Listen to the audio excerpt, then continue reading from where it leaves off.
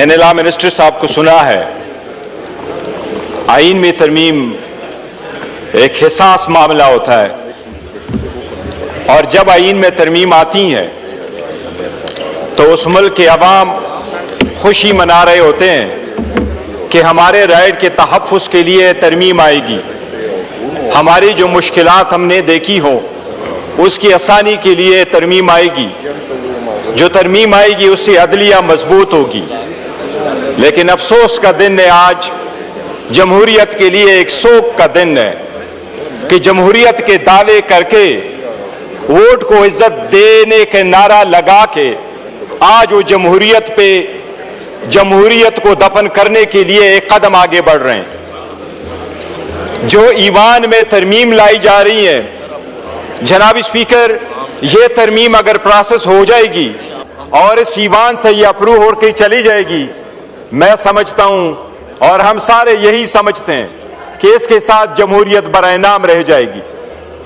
जनाब स्पीकर, सबसे पहले मैं ये अर्ज कर दूं कि ये जो तरमीम लेके आ रहे हैं, सबसे पहली बात यह है कि लास्ट टाइम जो तरमीम हो रही थी उसमें 26वीं तरमीम का जो एजेंडा था ये रह चुका था और जिसमें उन्होंने खुद ये एडमिट कर लिया था कि वाकई वो आईन से मुतसादम है।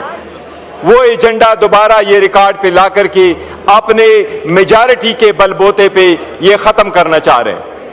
जनाब स्पीकर, ताकत के बलबूते और जनाब स्पीकर अपने जाती मफादात के लिए जो लोग इमारतें तामीर करते हैं, लोग उनको अपने अवामी और नेशनल मोनूमेंट नहीं समझते, अवाम उनको गुलामी की यादगारें समझते और उनके मिटाने की कोशिश करते हैं। आपका ये पिरामिड बनने से पहले गिरेगा। तारीख में पहली मर्तबा, दुनिया की तारीख में पहली मर्तबा एक न्यूक्लियर स्टेट के सरबरा बाहर मुल्क में बैठ के, बाकू में बैठ के वो अप्रूवल करा रहा है। इस तरमीम को हम बाकू तरमीम कहते हैं। इस तरमीम को, इस सुबह बेनूर को हम नहीं मानते, अवाम नहीं मानते। जनाब स्पीकर, मुकद्दस जिम्मेदारी है, आईन कह रहा है, उसके इब्तिदाई अल्फाज प्रियम्बल के यही है। इब्तिदा के अल्फाज, आईन के इब्तिदाई अल्फाज यही है कि जब वोट उठाएंगे तो अपनी जिम्मेदारी ईमानदारी के साथ अवाम के लिए और जमहूरियत के लिए इस्तेमाल करेंगे। आज उसके साथ बेईमानी की गई है, उस जिम्मेदारी के साथ। जनाब स्पीकर, सबसे पहली बात तो यह है कि यह हुकूमत जब आई, PDM 2, PDM 1 की हुकूमत जिस वक्त आई तो अप्रैल में यह हुकूमत आई और मई में सबसे पहले उन्होंने तरामीम कर ली नेशनल अकाउंटेबिलिटी ऑर्डिनेंस में और 50 करोड़ से कम केसेस को कंसिडर किया कि ये करप्शन के केसेस नहीं होंगे और अपने सारे केसेस खत्म करा के ये साइड पे हो गए। और अब जाते जाते अपने आप को इम्यूनिटी देने जा रहे हैं कि हम जाएंगे तो इम्यूनिटी जाएंगे, हम कानून से बालातर है कि हमारा एहतसाब नहीं होगा।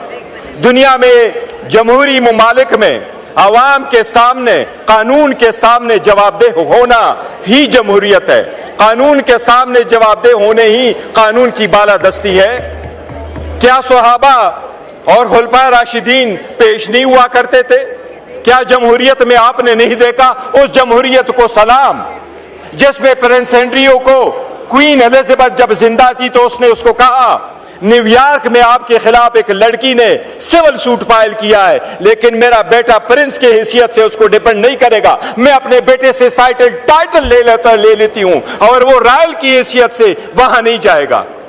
और किंग चार्ल्स ने न सिर्फ उससे बाकी टाइटल लिए बल्कि उसको कहा आज के बाद आप रॉयल लॉज में रहोगे भी नहीं। इसको कहते जमहूरियत, इसको कहते कानून की बालादस्ती।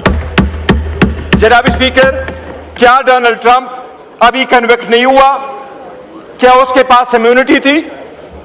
क्या सरकोजी फ्रांस का सदर कन्विक्ट नहीं हुआ? कल उसको बेल मिली है 3 हफ्ते के बाद। क्या जैक शिराक फ्रांस का सदर था, वो कन्विक्ट नहीं हुआ? क्या यहूद इजराइल वाला सदर वो कन्विक्ट नहीं हुआ? आप लोगों ने नहीं देखा दुनिया के किस सदर के पास इम्यूनिटी होती है? आप बहके, ये कौन सी बात है जो लॉ मिनिस्टर साहब आवाम को बावर कराना चाहते हैं कि सदर अगर चला जाए तो उसके पास समन नहीं जाना चाहिए? बताएं, आपके 15 सदर गुजर गए, कौन सा सदर है जिसके पास समन जा चुका है? जरदारी तो अपने केसेस पहले मर्तबा में पार्कलेन वाले रेफरेंस में 4 अरब रुपए की करप्शन है। क्या करप्शन में आप पेश होकर के नहीं कह सकते कि मैं बेगुनाह हूं? आप नहीं कह सकते इसमें एविडेंस नहीं है? क्या आप ये सिर्फ ले रहे कानून का सामना कि मेरे पास जो मर्जियों में करूं, मैं कानून से बाला तरूं? जनाब स्पीकर, एक चीज मैं जरूर याद कराऊं, आपको अदलिया से जरूर एक शिकायत होगी, लेकिन किंग जेम्स के खिलाफ एक मर्तबा 1670 की सुप्रीम कोर्ट ने बाजवा के एक्सटेंशन के केस में बरतानिया के 1670 के केस का फैसला करते हुए तो उसका हवाला देते हुए यह कहा था कि वहां पर चीफ जस्टिस ने अपने किंग को कहा था, और 1616 में वो बिल्कुल इम्यून थे। उसने ये अल्फाज इस्तेमाल किए थे, no matter how high you may be, the law is above you. हम कोशिश करेंगे, हम इनको कानून के कटोरे में लाएंगे और इंशाल्लाह होके रहेगा। अरे क्या खाम ख्याली में रहते हो? पहले आपके सामने हुआ नहीं था? कानून के तबादले करके आईन के तबादले करोगे, आप क्या कहोगे? घर में आराम से बैठोगे? आप हमें साइडलाइन करके ये बावर करते हो कि आपकी सरकार को टिकाव मिल जाएगा। अरे सरकार को ऐसा टिकाव मिलता है, क्या पार्लियामेंट इस कदर मजबूत होती है? अरे वो मर्द आहन बैठा हुआ है, जिस दिन वो निकला वही अदालत खत्म करेंगे इसको इंशाल्लाह। अरे वो मर्द आहन जब आएगा, वो जो लफ्ज कहेगा वही आईन इंशाल्लाह। अगर आजमा के देखना है, अगर आजमा के देखना है, अगर आजमा के देखना है तो किसी इतवार बाजार में जाके देखो, किसी जुमे पे जाके देखो, किसी फौजी पे जाके देखो। हरे आईन और कानून उसकी मरूनी मिन्नत है, करो। आपको आपकी सोच पे सलाम है, आपकी डर को सलाम है।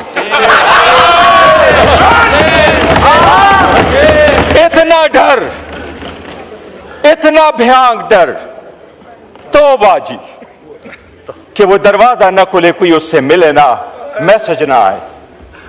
और एक चीज जनाब स्पीकर बताता हूं, हम उस मुल्क के वफादार हैं, सलाम करते हैं, और जो यूनिफॉर्म में नहीं भी हम उनको सलूट और सलाम करते हैं, वो उस कौम के मुहाफिज हैं, उन्होंने कुर्बानियां दी है।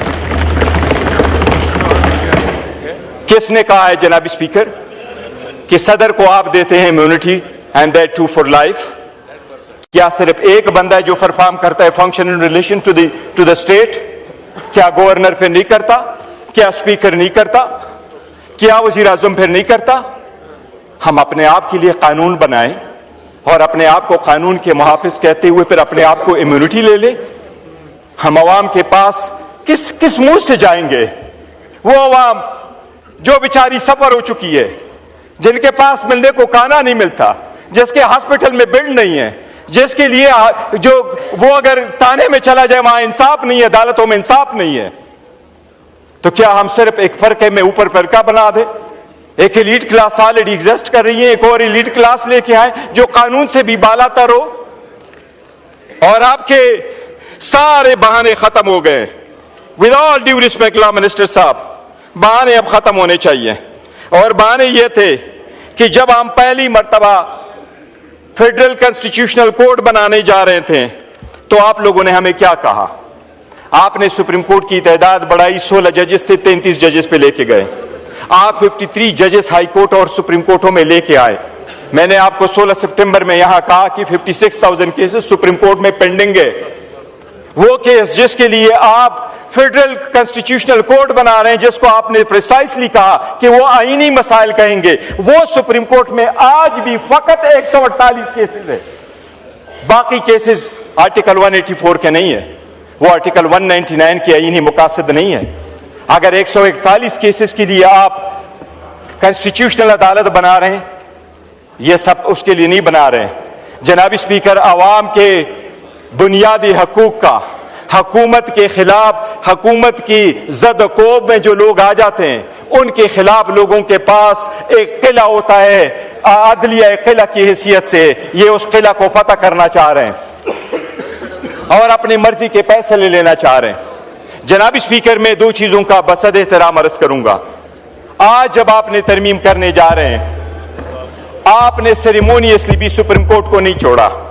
आपने सुप्रीम कोर्ट ऑफ पाकिस्तान को खत्म किया, जो तो रहने दिया है, उसके हैसियत को आपने डिस्ट्रिक्ट कोर्ट के मुताबिक में किया। बस जनाब स्पीकर, मैं डायरेक्टली क्वेश्चन करूंगा लॉ मिनिस्टर साहब से कि आपने आर्टिकल 176 में तब्दीली क्यों की? आज के बाद पाकिस्तान से आपने हमेशा हमेशा के लिए चीफ जस्टिस ऑफ पाकिस्तान का टाइटल खत्म कर लिया। 100% आपने खत्म कर लिया। आर्टिकल 176 में तब्दीली करके आज के बाद चीफ जस्टिस ऑफ पाकिस्तान नहीं होगा, वो chief justice of supreme court होगा, दूसरा chief justice of federal constitutional court होगा। आइंदा पूरी दुनिया जब भी कोई आइन से रिलेटेड, लॉ से रिलेटेड, रूल ऑफ लॉ से रिलेटेड, आईनी अदालतों से रिलेटेड दुनिया में कभी कोई कन्वेंशन होगा, पाकिस्तान की नुमाइंदगी नहीं होगी, क्योंकि पाकिस्तान के साथ पाकिस्तान का चीफ जस्टिस नहीं रहा। इतना बड़ा जुल्म ना करो, वो वापस कर दो। आपने उसको डिस्ट्रिक्ट जज छोड़ दिया, लेकिन आपने सुप्रीम कोर्ट ऑफ पाकिस्तान, बताओ इस अदालत को कौन से आर्टिकल में जिसमें आपने ये रखा है ये कि there is a chief justice of Pakistan. Chief justice of Pakistan खत्म हो गया जनाब speaker, chief justice of supreme court रह गया। आपकी कौन नुमाइंदगी करेगा इंटरनेशनल वर्ल्ड में? जहां तक आप फेडरल कॉन्स्टिट्यूशनल कोर्ट लेके आ रहे हैं, जनाब स्पीकर साहब, मिनटों के हिसाब से होता है। आप अगर chief justice federal constitutional court बनाने जा रहे हैं, तो आपने प्रोवाइड किया कि प्राइम मिनिस्टर उसका पहला चीफ जस्टिस लगाएगा और प्राइम मिनिस्टर उनके जजेस लगाएगा, और वो जजेस 68 ईयर्स तक होंगे, unless and until they are 68 years old. अगर आप पहला बेच रखते हैं, सेकंड बेच कब आएगा? इसलिए आप पिक एंड चूज कर रहे हैं। ये प्रोसेस भी सरासर गलत है। जनाब स्पीकर, मैं एक अर्ज करूं आखिर में, और मैं ये अर्ज कर रहा हूं कि जमहूरियत के लिए आईन में तब्दीलियां कंसेंसस से की जाती हैं, और लोग ये यकीन करते हैं कि जब आप कंसेंसस के साथ तब्दीली करेंगे तो वो आवाम की बुनियादों को, जमहूरियत की बुनियाद को मजबूत करेगा। जनाब स्पीकर, इन्होंने डिवाइड प्रोवाइड किया। और एक चीज आपने लास्ट टाइम वज़ीर आज़म ने यह कहा था कि हमारे पास लोटों का वोट नहीं आया। मुबारक हो, कल आपने 2 लोटों के वोट से अपना तरमीम पास करवाया, वो भी 64 भाग गया।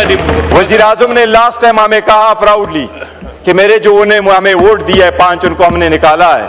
उन्होंने कहा था वो लोटे नहीं थे। चलो, कल तो लोटों का वोट लिया।